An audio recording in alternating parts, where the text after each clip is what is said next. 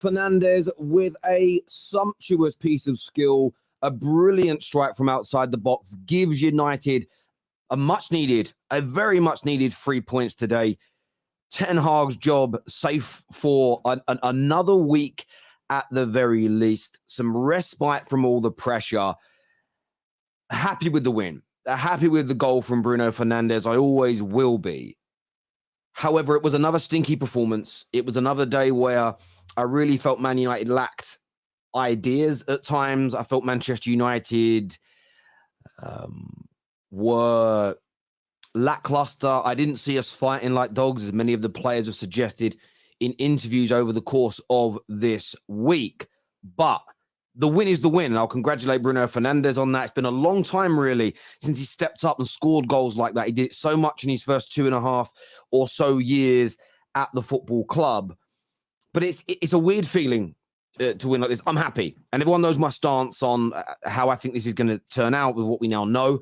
But I still don't want us to lose. I still don't want us to go backwards. I'm desperate to be wrong. I want the manager to turn this around. I am not too sure whether this win is going to do that. And I mean that from the perspective of, I still thought the starting lineup was wrong. Varane was on that bench. Amrabat was on that bench. Mount came on and looked good. He was on the bench.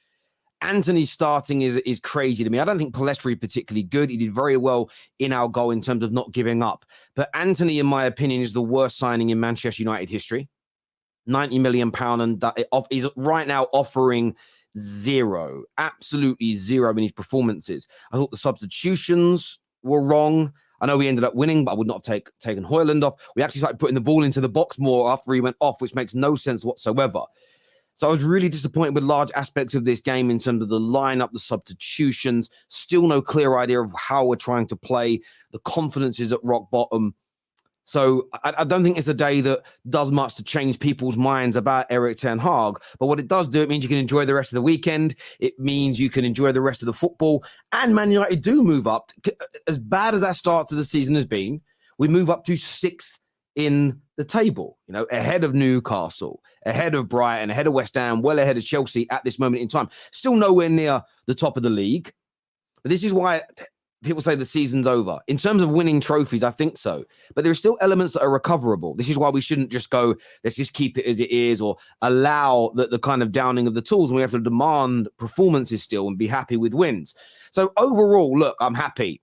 There's still lots of big question marks. There's still lots of things to delve into and talk about as a football club. And we'll be doing that on the Full Fan Highlight Show today. But I want to get your opinions. I want to get your thoughts, and I want to get your feelings on today's performance and the ongoing issues at the club. Now, breaking down this game, look, Bruno Fernandes got the goal. Well done. It was excellent. But it was another poor performance from him today.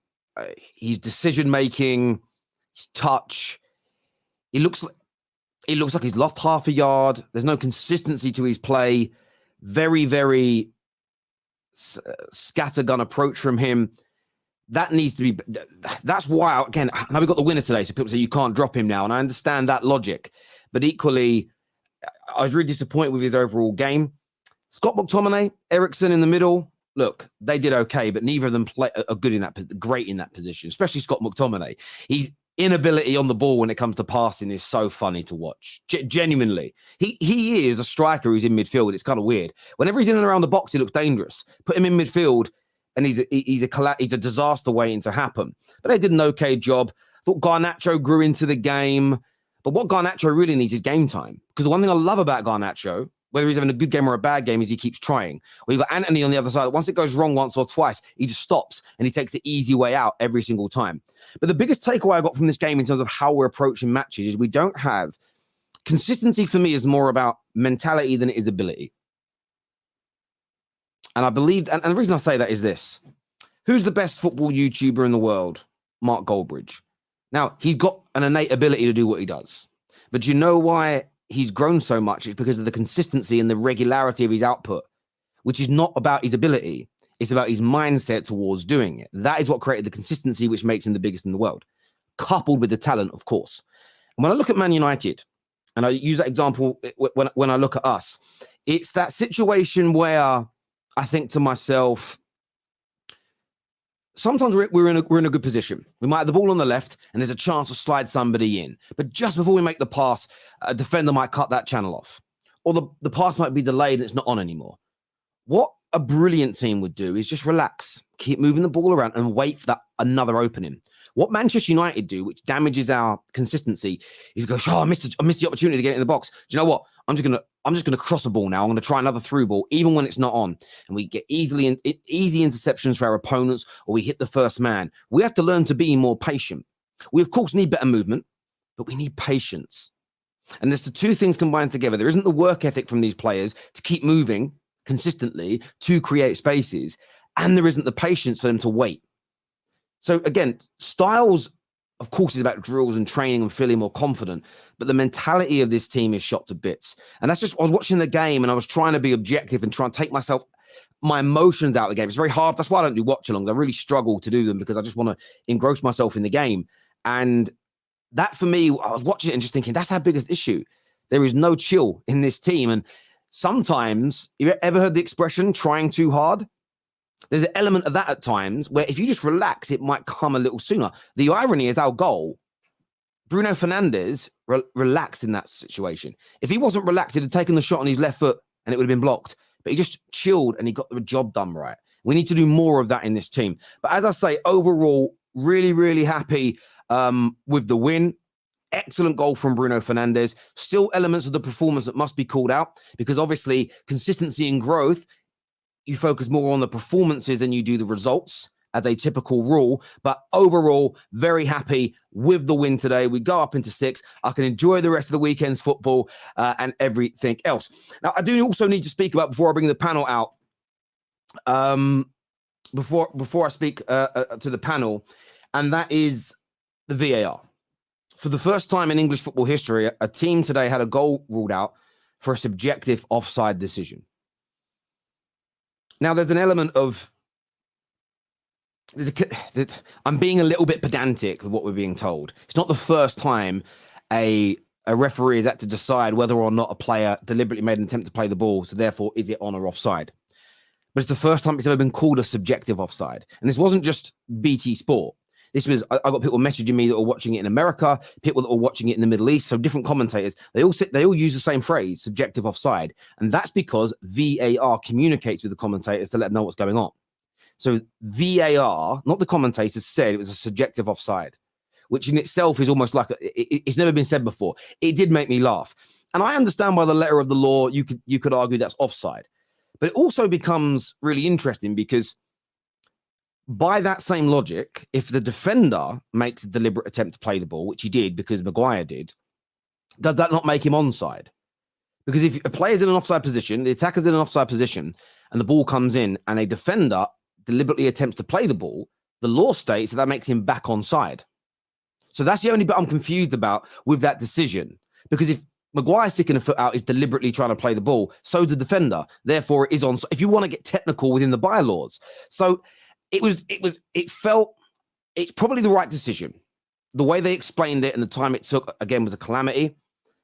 But for me, it's just, I think at that moment, I did feel really hard done by because I just feel like everything has gone against us decision-wise. It was probably correct. The issue that I've got, and this is what I do believe, I believe if Fulham scored that goal, they would have given it. I believe if Man City score a goal like that today against Bournemouth, they get the goal. That's the only thing I'm going to say. Technically, it was right, but I don't think they exercised that letter of the law. And I'll give you another example. Right near the end of the game, Bassi, off the ball. You can shoulder barge, shoulder to shoulder when challenging for a ball. Outside of that, you're not allowed to barge anybody at any point in the game. It's a foul. That's the law. Bassi deliberately smashes into Scott McTominay's chest when they thought a ball was coming into the box. How is that any different to Højlund's penalty we conceded last week? I know one's a grab and one's a barge, but they are both small fouls in penalty areas. Not given. By the way, don't think it should be because they go on all the time. They're normal. Both teams do it to each other regularly. So again, I'm calling out referees a lot more now than I ever used to because I think we need to demand consistency. So Man United fans, keep your eye out for anyone else who scores a goal like we did today and it isn't ruled out for subjective offside. because then there lies the problem, the inconsistency, because they've now set a standard that flicking a foot out, even if you're not going to get anywhere near the ball, is trying to play it. So now we know what is and isn't offside, right? They've set a standard. There's no more subjectivity to it because we have the facts and the data. It becomes an objective decision. Let's see if they follow through with it. James here, the super chat. I love this. He says, Terry, you're 5 points off the top 4. Not all is lost yet. No, I understand that. Mathematically, the season isn't over. The problem I have is I don't see still enough fighting spirit and confidence in this side. However, like I always say, someone messaged me yesterday and said, are you angry at Ten Hag because your prediction of improving this season was wrong? And I thought about it. I didn't just reply. I thought about it. Am I angry at Ten Hag because I'm wrong? No, was my answer in the end. I thought about it. I kind of consulted with myself. Me being wrong with a prediction doesn't tarnish how I feel about somebody. Does that make sense? I won't be angry at Ten Hag because I backed him. That's a childish mentality. I just want Man United to improve. And I speak the truth as I see it. And I'm honest and I'm open and I'm unapologetic about that. I want to be wrong about us, my belief that we won't improve dramatically under this manager because I don't think these players are bought in. I think if something goes wrong, I think we'll be back to square one again. But God, I'm hoping I'm wrong. And if I am wrong, I can admit it, but I'll be celebrating because I don't want to be right. And that's just how I look at these situations and always have. Let's talk about Højlund getting no support. My friend, that's going to be, I'm leaving that super chat starred because that's going to be one that we speak to the panel about. Because for me, as I said before, I didn't think he should have come off. The fact we're not getting any balls or crosses into him is crazy. You can tell his frustration. Again, I thought overall was a good performance from him, but he needs that ball fed into him. Imagine this, honestly, if Haaland was in the Man United team, he wouldn't be scoring goals. Because we didn't create any for him. It's a madness.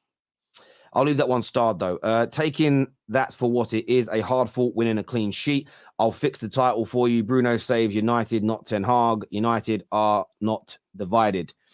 I hear you on that. Listen, I will shout out somebody else I didn't mention. Onana again today, I thought had a very good game in goal. 2 or 3 really important saves. And he's starting to look stronger. He's starting to look like the world-class Onana I know he is. So, yeah, really happy with Onana's performance today as well. Yes, Seven Hag not getting sacks. Cheers for the super chat, but that's dead banter, bro. You can tell he's already lost some of the players. Varane looked like he didn't want to be there. Well, I am also intrigued to know what happened to Rashford. We're going to speak to the panel about that today as well. Was he injured? Or is there a disciplinary issue here going on? Are we looking too much into it? I kind of hope that he has been dropped for ill discipline, because then it would prove the point that people get dropped for bad discipline in training and their behavior around off the field. Not so much for bad performances. You can take a bad performance as long as you're working hard behind the scenes. And it was kind of, I almost want that to be the case. So because what I want to see is that he's not got these favourites and he isn't mistreating Sancho, but letting Rashford get away with the same things. I kind of want that to have happened because I think it would help settle a lot of the arguments and fights that are going on, but we will see. VAR disallowed our goal, yet allowed City with Akanji.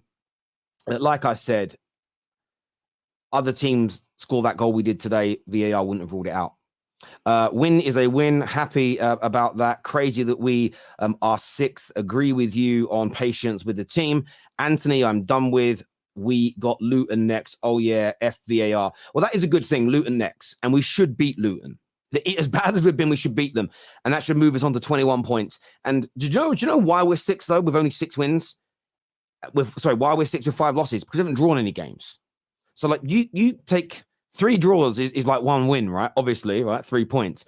So if you take, like, 2 of our wins and 2 of our defeats and make them draws, you only have 3 defeats, but you would probably end up with less. You'd end up with 2 points less. And you'd be further down the table. So the good thing about not drawing, but you're still winning quite a bit, is it gives you an opportunity because of the math to be further up the table. So yeah, it does feel weird to be as bad as we are, but to still be 6th in the league. It does feel a little strange when you look at that. We'll share the link very, very soon for people to come on and have their say about that. But look, I want to get your thoughts on the performance. I also want to understand, we're going to ask a question today about Rashford, what you think is going on there. But the big question on the show today is Antony the worst signing in Manchester United history? I want to get your views, your thoughts, and your feelings on that, ladies and gentlemen. KJ is here with me on the show now. Mate, important win. Bruno stepping up at the very last minute. Give me your thoughts, mate. Ooh, 3 points in the bag. I can now get on with my day as the weekend is here. But as much as we won, Terry, I see no future in the way that we're playing. I see no future in the players that we have on the pitch. So, yeah, we won, but it just delays the inevitable, in my opinion. It just papers over any cracks, and it just Man United are a glass jar. Man United are a glass jar with a massive crack in it, and you know what we're doing? We're putting a band-aid on it, saying everything's okay. We know that this flood is coming, but we're just trying to, keep our head over water. So, yeah, if I had my way, I would literally, you see Palestri, I don't know if he's Man United level, but I'd rather start him than Antony. You see Garnacho, just keep playing him. Just keep playing him. Play Højlund. Mainu, Amrabat, 2 players that are new or young. Just play them. Play these players, and we'll just see where we end up at the end of the season. Because what more can we learn, Terry? What did we learn from today, really? We didn't learn anything. We didn't see anything new. Yeah. Mate, I hear you. And I think, again, I know I'm not one of these people that's putting crazy pressure on Kobbie Mainoo, but I still think he should have come on today. Yeah. Because he's got a calmness on the ball. And if you're going to throw Palestri, who's not as inexperienced as Kobbie, if you're playing Garnacho from the start, why not give him an opportunity on the ball? Because he's so much better in a deeper position that already, in my opinion, he'll be better than Scott McTominay in that role. Mm-hmm. And you could have brought him on and moved Scott McTominay further up the pitch as an example. But what did strike me strange today, and I want to ask you this, 2 players that Reguilon he got because of injuries, right? But 2 of his main players in the summer that he wanted not starting the game, is that a red flag for you? Massive red flag. Massive red flag. Because why are they here? We might as well kept Fred, give him a new deal. Might as well give Hannibal more game time. Well, actually, it doesn't matter if they weren't here, he still probably wouldn't play. But it just makes no sense. I saw the line, I was like, wait, how are these 2, at least one of them, not playing? It's very worrying that you can build a squad and the new players you bring in to actually make the squad better in your eyes, you don't even play them. Now, if this was a situation where we're playing well and you're not playing your new signings because you want to bed them in and you want to make sure that they acclimatize to the team and the league better, cool. But we're not in that position. We're not Man City and we're not Liverpool. We can't keep new signings out for 4 months and then bring them in and let them shine. We can't do that. We need instant impact. And if you are continuing to use players, granted, you try to sell in the summer and they're starting over the guys you've bought in, it's very very, very worrying. And I think Ten Hag has lost the plot. Ten Hag has lost his mind. He's all over the place. How are you choosing to play McTominay deeper than Amrabat, who is seen to be playing well with Eriksen? How are you playing Evans and Maguire when you got Varane on the bench, our best defender in the entire club on the bench?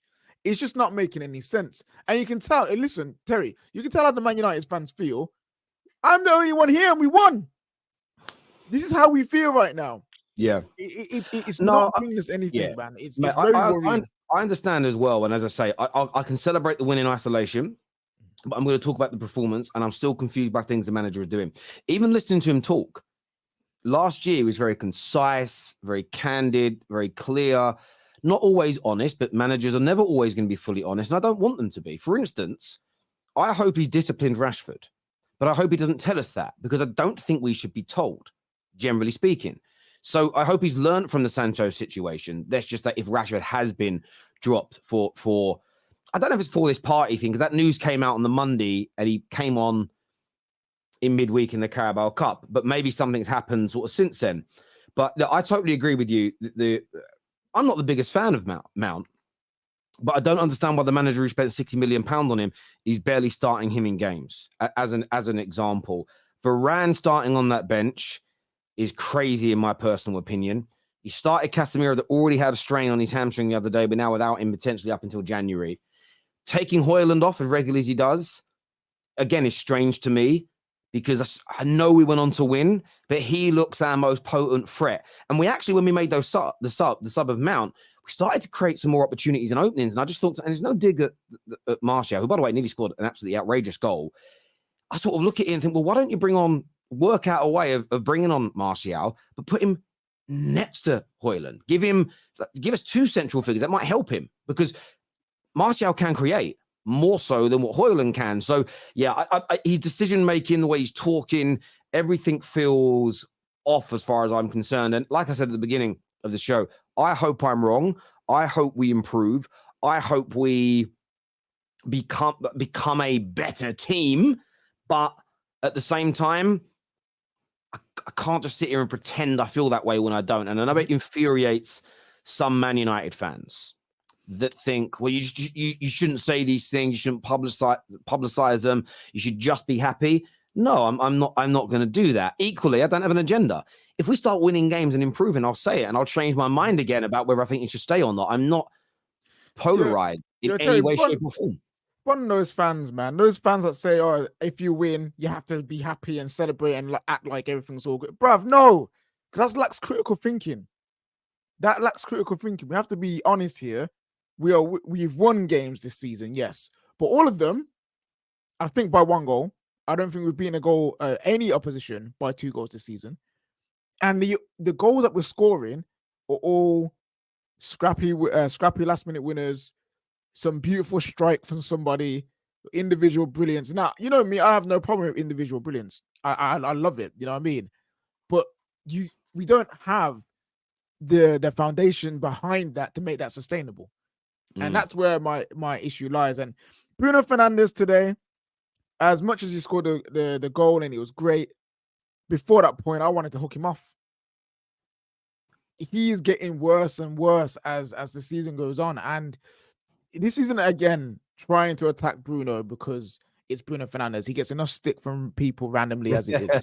Yeah. You know what I'm saying? But today, it was the simple things that he was messing up. He couldn't do a through ball. He couldn't do a short pass. He did some great switch fields of play, which I know we can do. I've got no issue with that. But it's the simple things where I'm like, when we're in this kind of moment, as captain, we need you to be the calming influence. We need you to be the one that takes the game by the scruff of the neck and tells everyone, give me the ball. I'll hold on to it. You make your runs and I'll give it to you. But right now, he's in that hero mode that he had to came into the club with a couple of seasons ago, where it doesn't matter how we got there, we're just going to get there. But right now, we need something different. We need Bruno Fernandes to evolve as a player. And that's what I'm hoping for him, because I feel he's got the capabilities. He's mature enough now to realize that. So congrats on the goal. Very good goal. You see that Bruno that scored that goal? That's the Bruno I want playing for 90 minutes. I agree. And look, I can stomach mistakes from him, but it's the way his shoulders have dropped. The reason why it never used to bother me when he stayed on when he was playing badly is because he was a match winner. And you typically, and this has been the same through all of football, match winners don't get taken off generally, even if they're playing poorly. If you need to win, if you need a goal to win a game, that typically it didn't matter how bad Frank Lampard performed. And by the way, he was a very consistent player, but it didn't matter if he was having a bad game. He would never be taken off if a goal was needed, because he scored so many goals. He scored so many winners. He was so influential in that way. And I think that's why Mo Salah, by the way, doesn't get taken off for Liverpool almost ever, especially if they need a goal. Because even if he's having a stinker, that man can still win you games. And it's a very finite quality for a player to have. But he definitely needs to improve so much more. And I'm not just going to paper over a poor performance because I'm not just going to paper over a poor performance because of a goal, but I'm going to congratulate the goal, and I'm not going to do it sarcastically or anything like that. Terry acting like Lee before Arsenal started balling, hypocrisy. Listen, everyone knows Lee's friend of the show. I don't think my behavior is anything like it. I'm giving an opinion that's changed. I'm not calling the manager any pejoratives. I've openly stated that I hope I'm wrong. I don't have an agenda. I don't dislike Ten Hag. If we were trying to instill the football that he is famed for, then I would say stick with him. But we're not. So like I said yesterday, would I have the confidence in a bricklayer to build me a brick wall? Yes. Would I trust that bricklayer to do the electrics in my house? No. Doesn't matter that he's a builder. Where he works in the construction industry is a different skill set to what I need. The way we're trying to play football, I don't think this is one of his strengths. So that's different from saying I don't think he's good enough or ever will be. There is a fundamental difference between those situations as far as I am concerned. This from Olu says, Terry, do you think Man City losing all their first team backline and Rodri will do better or accumulate the same points so far? The United injuries are a major factor. They are. No one is denying that. I think it's a very good point. And I do believe if you took the three of the four main defenders out of any of the top teams, Spurs, Arsenal, City, and you took away their best DM, so Rice, Rodri, you took away Basuma for that amount of time as well, none of those teams right now would have as many points as they have now. I agree with that. I concur. However, they would still play the same football. They just maybe wouldn't have the quality in the positions they have to make it deliver the results that you want. But the identity would still be there. The play would still be there. We have got points where we can't string 3 or 4 passes together. There is no system. There's no consistency. They're not playing like a team. So when we play against, we actually had a lot of the ball today, but we were still so poor with it in so many instances. What helped is that Fulham were also poor with it. Mm-hmm. But when you're being outplayed by Burnley's, outplayed by Sheffield United's, outplayed at home by Copenhagen's, that's more than just your injuries. When City lost those games without Rodri, they were still the dominant force. They were still Man City. They just didn't score the goals and they conceded. We don't look. Rio Ferdinand said something before the game, and you're so right. If you blank the faces of the players out and just put them in grey kits, you'd have no idea it was Man United playing. You wouldn't be able to say, oh, is that a Man United team? Who is it? It just looks like bland. Bottom half of the table. Bottom half of the table football. So I do get this point, but I want to say this to you, Olu. I want to say this to you, my bro. And again, I hope I'm wrong. Everyone that thinks when we get the players back from injury, we're just going to click into gear and be brilliant. I've seen this said so many times by Man United fans in the past decade. Oh, when we get these 2-3 players back, we are golden. And it's never, ever worked like that. Equally, by the way, did we become... I've been saying drop Rashford. Were we a better team without him today? No. So it's why I keep saying to people, you sell Rashford. The only part of getting rid of Rashford that would make sense is if you bring somebody in that's better than him. But my view is, well, bring somebody in better than him and have both. I don't see why you get rid of him. We're not playing badly because of Rashford or because of said individual. It's the overall team for me. It's the overall team for me. It's a lot to be desired. I genuinely believe Ten Hag spoke to Murta when he first came in and agreed to the football that they wanted to play. And he thought he was good enough to do that, you know? And it's just simple. It's just not good enough, which is weird because you think a guy that can play possession plays football and he's been able to play such an attractive brand, surely it would be easy to convert to a more pragmatic counter-attacking style. Apparently it's not. Apparently close to the specialties, and that's fine. He's just not good at this right now. And the player injury thing is, you can only take it so far. That can only last a few games before you just got to be like, right, these are the players that got available. You got to make them win. And you can't make them win consistently with the way that we're playing.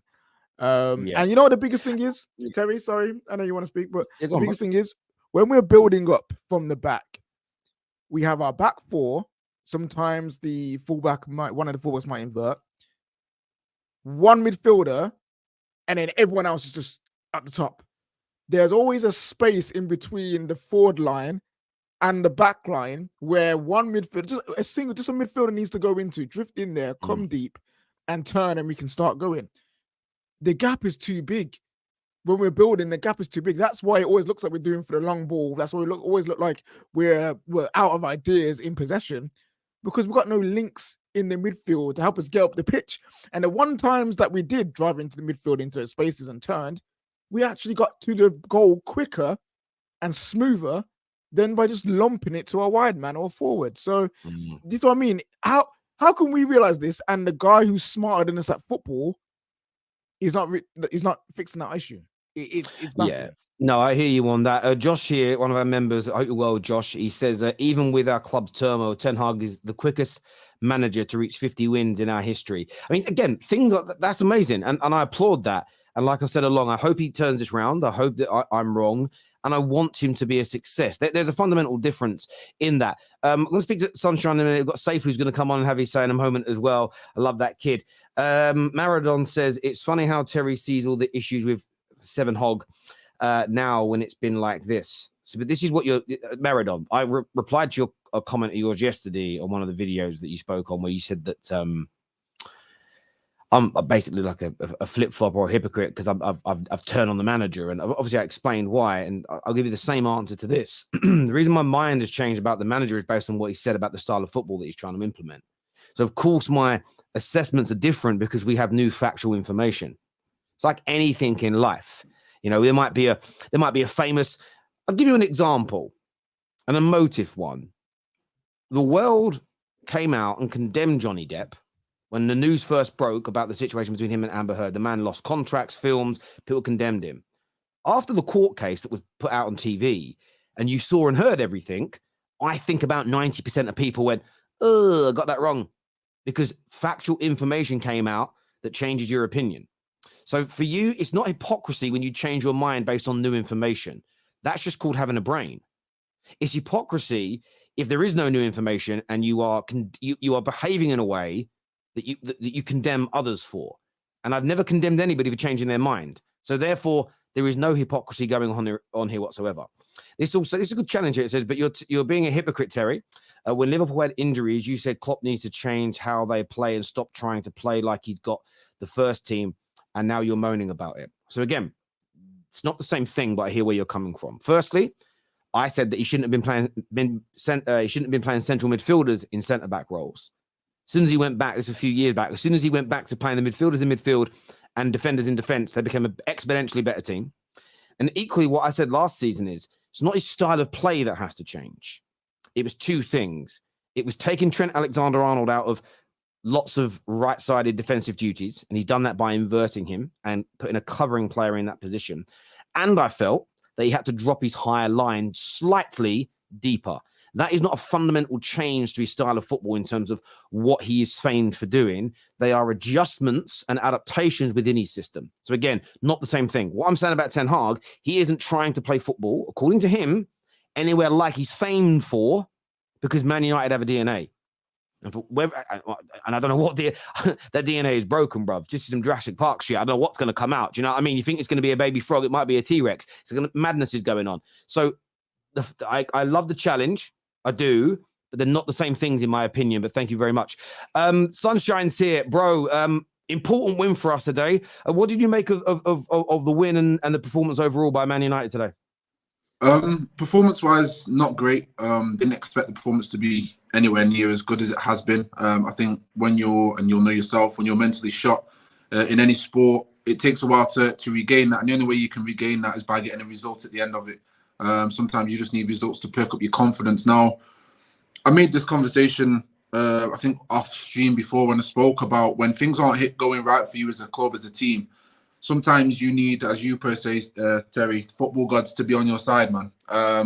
And sometimes a performance won't always get you the result, but sometimes if you do enough to get the ball over the line, over the net, you need rewarded for that. And these decisions that continue to happen are adding to the pressure because we're not being rewarded for these small little wins that we get in certain games, whether that's a referee's decision, a VAR decision, an official in the VAR, it doesn't matter. But these all add to the pressure when they don't come off and you should be getting them. We saw it with the Tottenham situation, saw it with the Arsenal situation, the handballs, the offsides, the lines that they were using.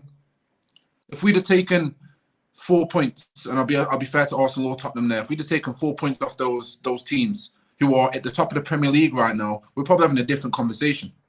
Because the confidence that would have come from those games would have been completely different going into the next game and the next game. And every time you get decisions such as this, when you're underperforming or not performing well, you need part of football luck to be on your side. You need the balance of the bias to play just to be even.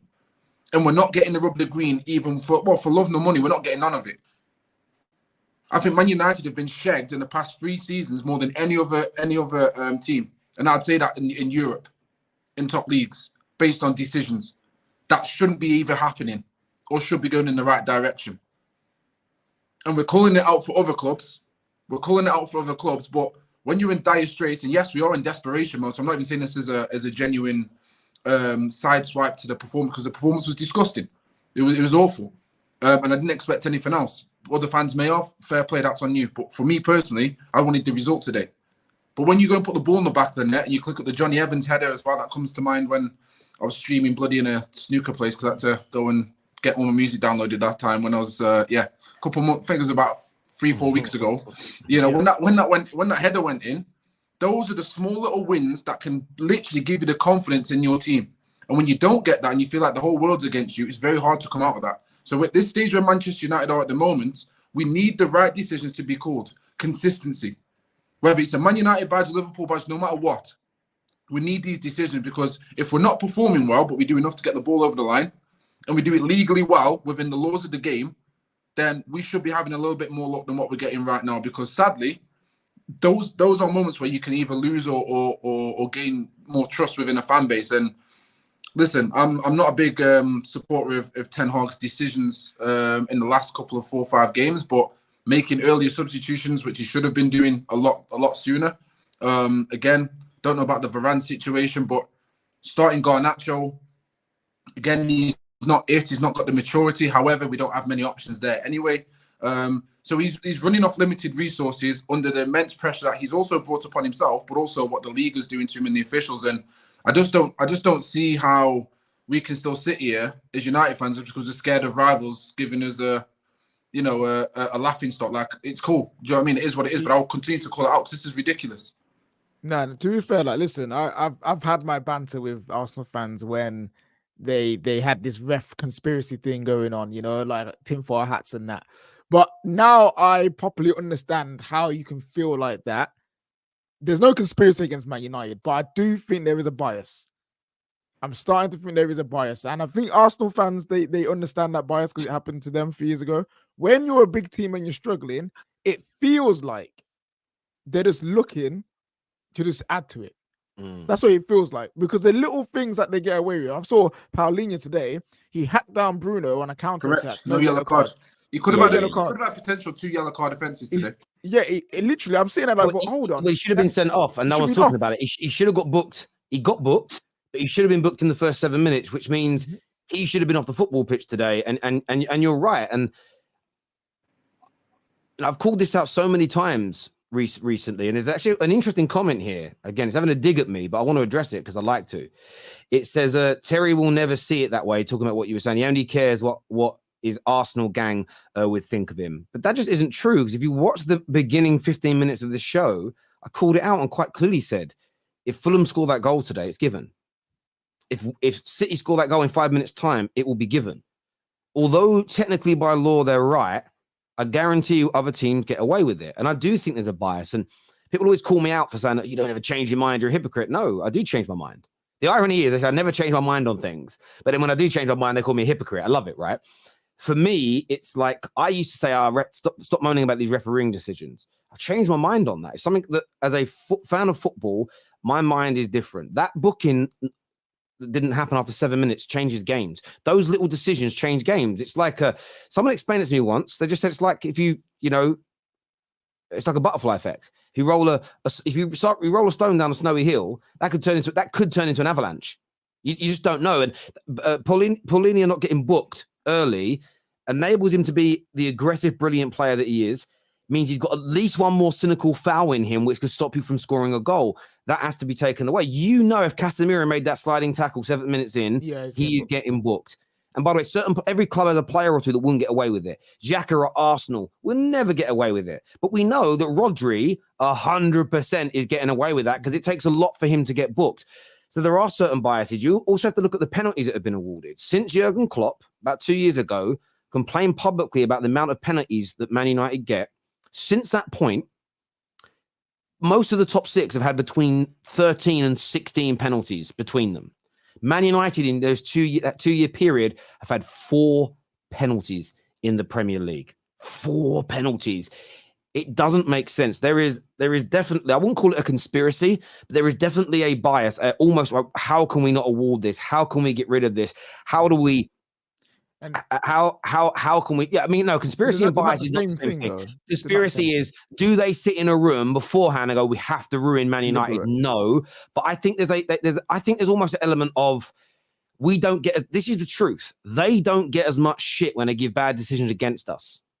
But if they let us get away with something, and this is absolutely right here, whenever United get one wrong decision in their favor, the media goes crazy. And that is this is bang on. It's that subconscious, oh, I'm going to get crap if Man United get something they shouldn't get. So they go against us. Because when Liverpool's goal wasn't given against Spurs, the whole football world stood up for them. As an example, when Wolves didn't get their penalty against us, the whole football world stood up for them. When Cucurella had the red card pulling the hair, the whole football world stuck up for them. When Man United get something go against us, the whole world laughs. When we get something go our way, the referee and the TV companies never shut up about it. And they are hypocrites. I saw this tweet someone put out the other day. I can't remember the guy's name, but I don't want to plagiarize. But it shows all the headlines when Man United won the League Cup. All their video headlines. And it was, it's not that big a cup. Why are they over celebrating? Doesn't mean anything. When we got knocked out of it, they said, what a disgrace. They can't win the trophy. This is terrible. It's terrible they're out this early of the competition when they're the champions. When we won it, it wasn't an important cup. When we go out of it, it's the biggest disgrace in the world. So there are clear media biases that only Manchester United suffer. Clear. I think Arsenal get them as well. That's why I called it out a lot last year. And my reason for doing that, and it still irks some Man United fans, I did it because I just wanted to have the credibility when calling out the same nonsense towards my club. Because again, if I only call it out when it happens to Man United, you are a hypocrite. But I don't want to. That's the irony of calling me one. I get the same people that give me shit for backing other clubs when things go wrong are the same people that call me a hypocrite. It's like, literally, in my personal opinion, that's the opposite of being a hypocrite. And yeah, from my Klopp got Fergie's playbook. Absolutely. And I do think that's one thing about the club. I think our manager should risk a touchline ban to fight out against this. He really should. He should do something. That for me is much better than, like we said, the penalty City got changed the game. Come out and be more forthright. Take all the attention away from the players and the performance. Get yourself in trouble. Because that is what Fergie was a master at. When Klopp said what he said, Liverpool struggling at the time, got all the attention away from how his team were playing and onto that. It's smart. So I'm not blaming Jurgen Klopp. I'm blaming the authorities for falling for it. And I'm also looking at my club and management and saying, you've got to fight fire with fire. And that's why one of the reasons Fergie was so great is he won every single mind game and every single battle that he's ever got into. And we need to be better at that, 110%. I wanted to ask you boys a question, then Safe's going to come out and chat to us. Is Antony the worst Man United signing in history? Oh, my days. He has to be up there. You know what people will say? People will make a list and put players like Pogba, players like Di Maria, players like Memphis Depay, who have all done something for Man United above Antony. They'll even put Antony Martial above Antony as the worst signing of Manchester United history. This guy, what is he? Terry, we spent 90 million on air. On a training cone. That is because that is what he's there for. He doesn't do anything, and it frustrates me because I want him to do something because he's got talent. You can tell that he's got talent. Otherwise, he wouldn't be here in the first place. But he doesn't do anything. He's not quick. He hasn't literally for all the dribbling that he's supposed to have. He can't get past a man. He can't score goals, and he can't get an assist either. So why are you here? You do more running up and down the wing, doing defensive hard work, than actually being an attacker. So might as well be a flipping left back at this rate. Left wing back. That's where he should be. This guy, literally, this guy like old man Willian. The guy's like 35. Show him how to be a winger today. Running at his man, beating his man, going inside, outside, putting in crosses, taking shots, being dangerous. When Anthony's on the ball, I don't fear anything. I don't fear anything. No one fears him. And when he loses the ball, He just goes, "Oh, I'm angry," and just runs after a guy, tries to slide tackle them, and misses. Like, it's Do you know? it's so You know, frustrating. I wanted to call him out on something as well today, Anthony, and it was because I had the same issue with Sancho last year when he did it, and I think it's horrendous.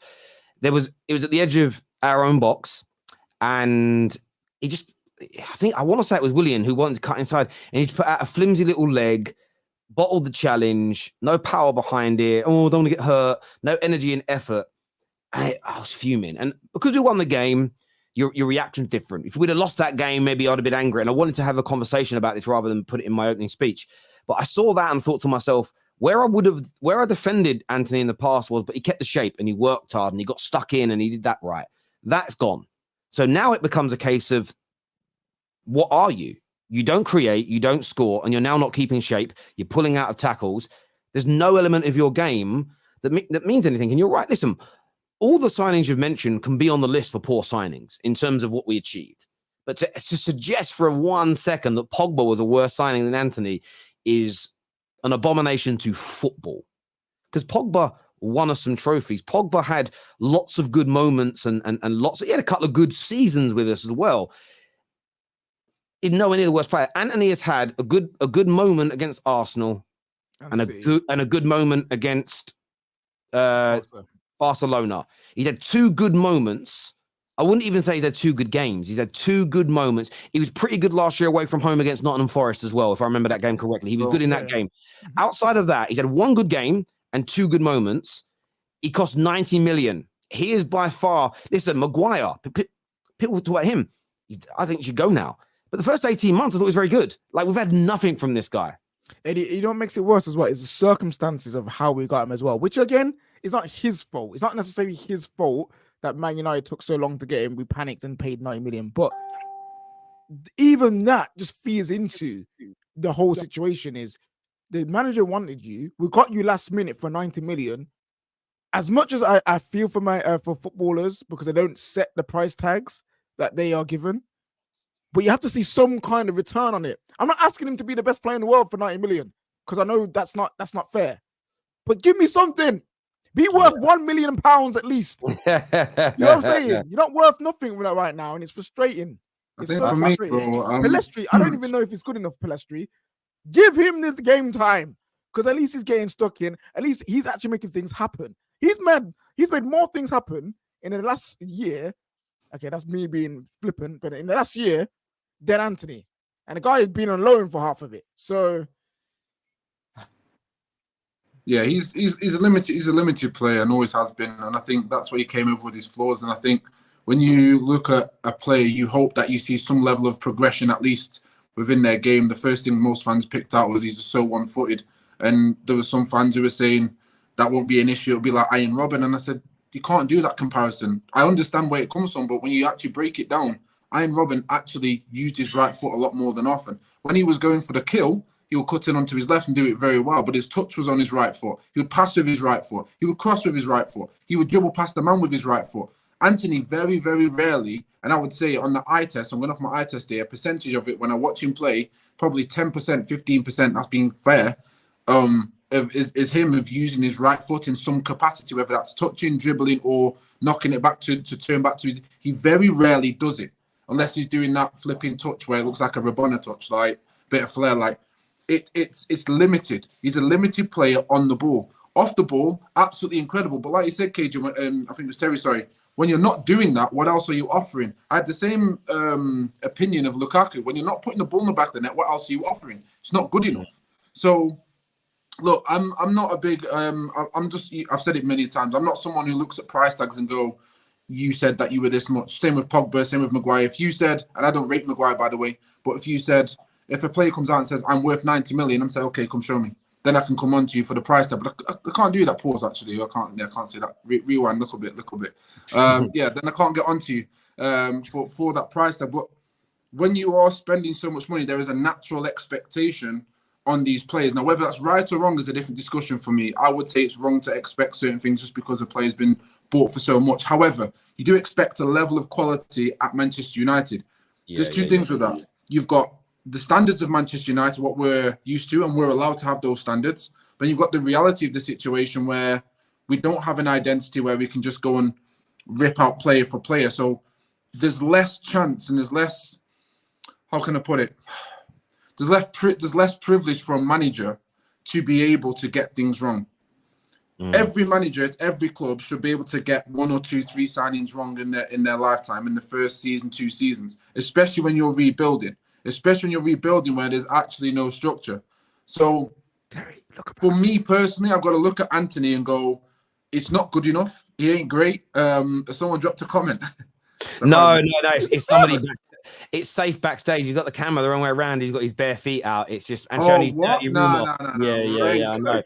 Safe, we're not bringing you on with the camera facing that way, my bro. Like, turn it around, Safe. I don't know which one's better to look at anyway, but still. I mean, in fairness, yeah, his feet are better looking than he is, but like, it's one of them. That's what we're laughing at, mate. Yeah, and that can be off-putting when people start giggling. Don't know what it is, but yeah. Right. But yeah, that's just to land up. I hear you, mate. Overall, it's not good. It's not good enough overall, and he's a signing that's not looking to be of much use. And for me personally, Terry, I want Amad Diallo back because although he's got the work rate in him as well and the high IQ, for me personally, and I've always said it, even with under Ollie, he's again, he hasn't got the strength, we know that, but the intelligence of the man for the age that he is in that position, he will offer so much more as a left foot and a right foot. I agree with that. Comment here says, Terry, you call Pogba shit numerous times. I call Pogba rubbish when he played badly. But again, I want to be honest with you here, Ahmed. I don't know how old you are, but get out of polarized thinking. Me saying at times that Pogba was crap. Me at the end saying Pogba should leave, and that was more to do with his injury problems than it was his ability, is not the same as me saying he's the worst signing in history. So look at what we've said. I think Antony's our worst signing we've ever made. And I just said, if you put Pogba above him, you're mad. That doesn't mean you had to have thought Pogba was brilliant in every game. Pogba had some brilliant moments, helped us win trophies. He did stuff. Did he deliver to the fullest extent of his ability for us? No, he didn't. He wasn't a resounding success. But that isn't the question. The question wasn't, was Pogba a success or not? It is, who's the worst signing of all time? So again, this is what you do.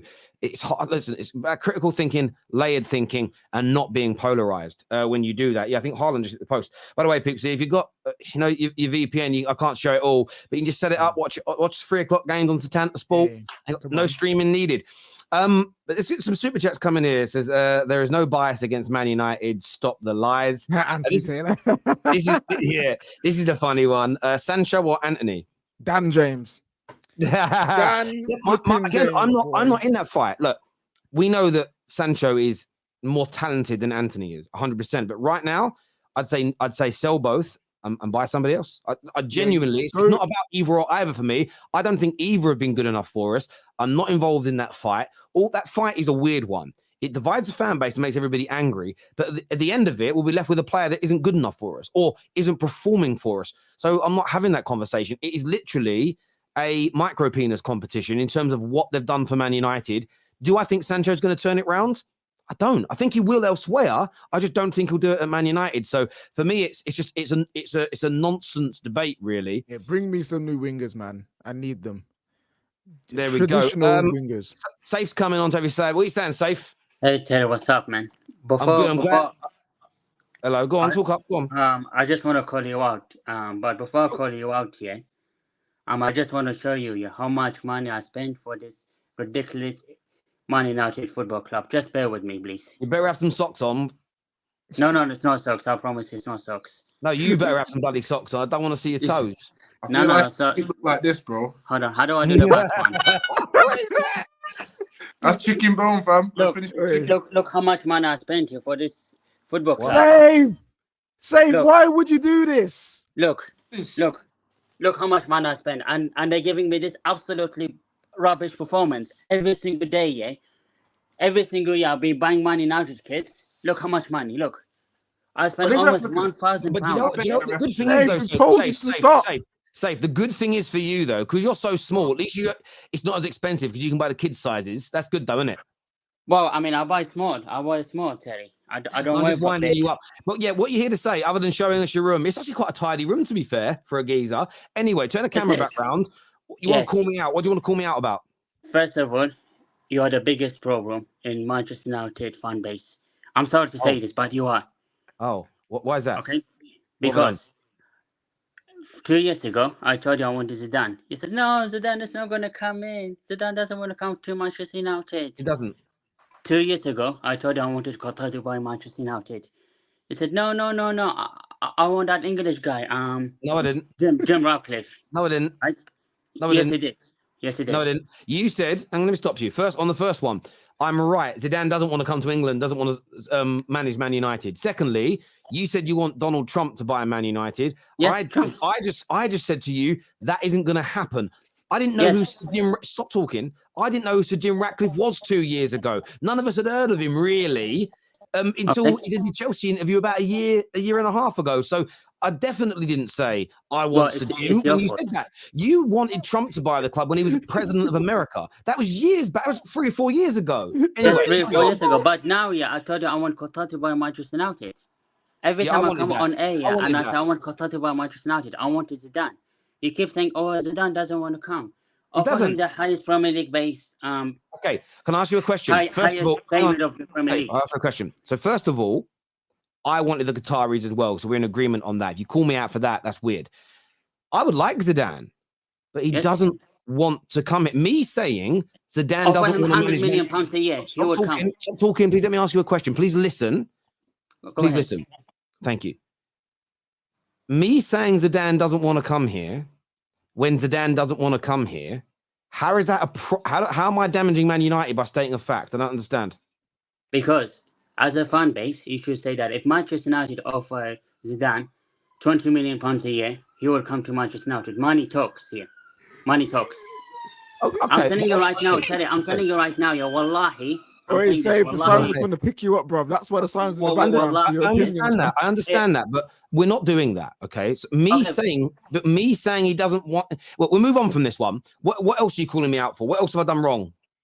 Everything. You done everything wrong. I'm telling you that the Glazers needs to go. Well, no. Let the Glazers stay. I'm telling you, Ten Hag needs to be sacked. Me, Terry Fluid. I've said the Glazers have got to stay. Yes. When? You're the biggest problem of Manchester United fan. When can I ask you a question? When did you see me say I want the Glazers to stay? When did I say that? Because you keep saying, "Oh, it's a short-term process." So if the Glazers are here, it's a short-term process. The Glazers should stay. No. I did. When have I ever said? Can you show me? I make you a promise here today, right? Yes. I will come and suck on your big toe if you can show me a video where I say I want the Glazers to stay. I will suck your big toe on camera if you can find me a video. I'm not getting from the last 3 or 4 years where I said I want the Glazers to stay. I'll suck on your big toe. Me, every single video you do, I'm sick and tired about talking about the Glazers. You never call them out. You never say that. Let the Glazers sell the football club. Oh, okay. I never call the Glazers out. Fair enough. Okay, and number 2, Ten Hag. You never said Ten Hag should get sacked. You keep saying, yes, let Ten Hag stay. Let's see what happens. You never said Ten Hag should get the sack. Ten Hag needs to go. I spent £1,000 again. I'm confused. Say that again. You never came on air, yeah? When? And you called out Ten Hag. Yeah, when? When are you talking about? Well, now. Last year? Oh, now? No, yes. Even last year. The football hasn't been that great here. You said, let's let Ten Hag stay for a couple of years. Let us see his project-based work.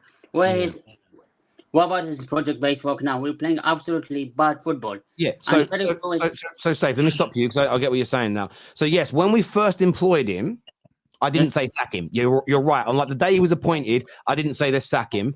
Was he manager? Stop talking. Let me answer you. I thought he was trying to implement a style of play. I have now changed. Now we know he's not trying to do what I wanted him to do, and the way the body language of the players and their performances look. Now I'm open to the idea of him going. So my mind has changed. Well, why? I mean, this is not echo chambers. You can't keep flip-flopping, Mr. Flo. It's a football. Wait, what? You're calling him up? We're not calling him that. So 1 minute you're saying, 1 minute you're angry that I'm not. 1 minute you're saying you're a disgrace, Terry, because you don't. Hang on, stop. I want to make sure I'm getting this right. So I'm a disgrace for not calling the manager out to be sacked. But then when I call him out to be sacked, I shouldn't do that because now I'm being a flip-flop. You are flip-flop, yes. Because look at Lee Gunner, for instance. Big up Lee Gunner. And a really that's your question, bro. Great Lee Gunner, right? Ligana did not want Arteta. Yeah. Ligana always wanted Arteta to be sacked. Right. Yes. Tell me the last time Ligana said, "I want Arteta to remain as Arsenal manager." He never said that. He wants him to go. Look at you. When Ten Hag came, let us see his project-based focus. Let us see his style of play. Save. Oh, Now man. he's playing basketball. Save.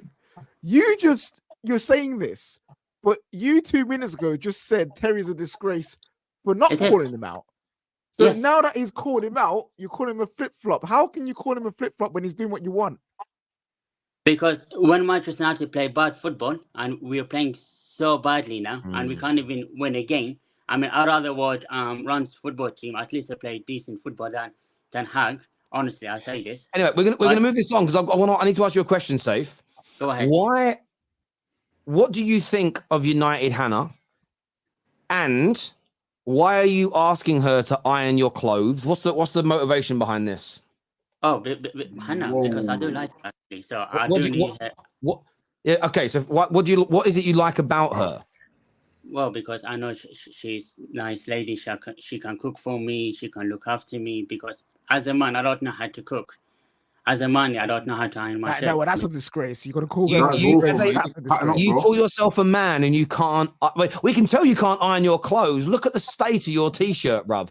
But But you want? So you think? I mean, have you reached out to Hannah? Have you dropped her any messages? no, I don't have her details. I mean, if you got her number, you can I send me would her number on definitely- Telegram. I would definitely not share any person's, let alone a lady's number with you. Plus, I get a feeling, it's nothing to do with any physical appearance or anything. I don't think she's going to be that attracted to somebody that just wants her to cook and clean your clothes. Let me educate you. I work in IT, right? Yeah. I work as an IT support. I work in a corporate company. I do Wow. far better job than you do, Terry. Because Yeah. number one, you used to be a banker and you used to work in finance. You I did. left Barclays and you become a YouTuber. So that's a I did. disgrace. That's absolutely a disgrace. Why- Can't cook. Why is that a disgrace? I mean, you can't turn an iron on and you're calling me a disgrace for owning my own business. Okay. It's absolutely a disgrace. I'm a disgrace. How could you leave one of the biggest banks, financial based? You're not real, man. You're not real. You know, man. do you want to know the honest? Do you want to know the You're honest not reason as to why? I'll tell you why. I loved working in banking, but this is a genuine passion of mine, and I get to do it every single day. I love my work. It's the closest I can ever probably be to working in football because I weren't good enough to be a football player, and I love it. But the weirdest thing is if being a YouTuber is such a disgrace. Yes. Why do you beg every single YouTuber in the world to be on their channel? That doesn't make sense to me. Because I do like to give my personal opinion on football. And You can do that without being on YouTube, though. Yeah, do it on Twitter. Do You it don't, on you don't like Instagram. YouTube. I don't have Twitter. You don't like I don't YouTube. use You do it Twitter. somewhere else, man. I don't do it on have Instagram Twitter. then. There we go. So why But are you listen- here, Safe? Safe. No way. I appreciate you coming on and giving us your thoughts and your feelings. It's always an experience talking to you. We'll speak to you again soon. Cheers, Safe. Bye-bye, mate. Thank you. Arsenal fan, but Terry literally always calls out the Glazers. What is this man waffling about? Ladies, on behalf of men, we don't support Safe. Bruv, like, I'm not like... by the way, he ain't real. That's what I mean by that. I'd tell people don't be offended about anything that he says at any level because he's just, I don't know. He probably watches some of those, like sort of the right-leaning content creators on YouTube, and then he just plagiarizes. He just says weird stuff. Like this guy wants Donald Trump. He said on the show once, I want Donald Trump to buy Man United because he'll make us great again because I think he's the greatest president of all time or something. I'm just like, cheers, Safe. He's just weird. Terry, please take him off. Halloween finished. Waiting for the United are getting cheated video. Well, that may come. We're going to take another call here from Abs, who's going to come on here. What are you saying, bro? Sorry, guys. Just before you land, bro. Hello, brother. I've got to Cheers, shoot. mate. What's up, Terry? What are you doing? See you in a bit, Abs. Yeah, I'm good, mate. What are you here to say? Terry, look, I agree with you in this situation. You know what? I'm going to say this. Ten Hag is the shittest manager I've ever seen. Everyone making complaints about him. Brother, what do you want? He got all the players he wanted. He wanted Mason Mount. He wanted Casemiro. He wanted all these players. He got them, and he's still failing. And what's this football he's playing? There's no play style. When Klopp came into Liverpool, we had Joe Allen. We had Jordan Ibe, all these shit players, but we still played the pressing football. We played the same football. Even though we lost matches, Klopp didn't stop it once. Ten Hag, bro, this guy's the shittest manager ever. What are you doing? Counter-attack football? What kind of DNA is that? What kind of shit football is that? The problem is, I'm happy Man United won. I'm so happy. You know why? Because Ten Hag's not going to get sacked now. I'm so happy. The guy, what kind of... It's like Oli. I swear to God, it's the same as Oli. There's no play style. He doesn't know the future. Ten Hag is a flop. He needs to go back to Netherlands. And Man United, you're in the dust, mate. You're in the dust. Would you call a guy who's won a trophy in England, 6 Champions League. Mo Salah, the GOAT of the Premier League. GOAT. Cheers, Abs. I appreciate you coming on, bro, and having your say, mate. Top man. Wait, Terry. So, what do you think about the Ten Hag situation? I mean, I've spoken about it on a number of videos. I think I agree with a lot of what you've said. I wouldn't call him an outright flop. The man has won a trophy, but he's failing now. There's no doubt about it. So that's the only thing I would say. But if he's not going to install the style of football that he was famed and sort of celebrated for and looked at as a potential next top manager, I just don't see this working because he's had 14 of his own players and the football isn't continuously getting better. So I do agree. Abs, top exactly. man like I think. Right. Look, the Glazers are bad owners, yes, but I think with Ten Hag, I don't think they've been that bad. I think the only thing wrong with Man United is they don't have a good director of football. Like Liverpool situation. Klopp didn't want to sell out the Glazers allow managers to spend money at times, but the problem is with just if you don't have the right people buying the right players for the right system, the right philosophy that all pulls in the same direction, you go backwards. And that's the problem at Manchester United. But Abs, look, I appreciate you coming on, mate, and having your say. Who's going to win the league, Terry? Who's going to win the league? Man City, I think, right now. That's in my Liverpool. Say Liverpool, Terry. Liverpool's winning the Premier League this year. Don't worry. Listen, we're winning it. Mate. Top man. Thank you. Listen, I'm not saying Liverpool. Say Liverpool. No, I'm not going to say 3-0 to City. By the way, they're absolutely smashing Bournemouth. All right, guess what? Their actual winger scored 2 goals today. By the way, Doctor. Yeah, just scored a second there. Listen, I want to thank everybody that has tuned in today. Take care. Goodbye. God bless. Please hit the like button before you leave. Please make sure you subscribe. Thanks to all our callers, our super chatters, and everything else. Take care. Goodbye. God bless.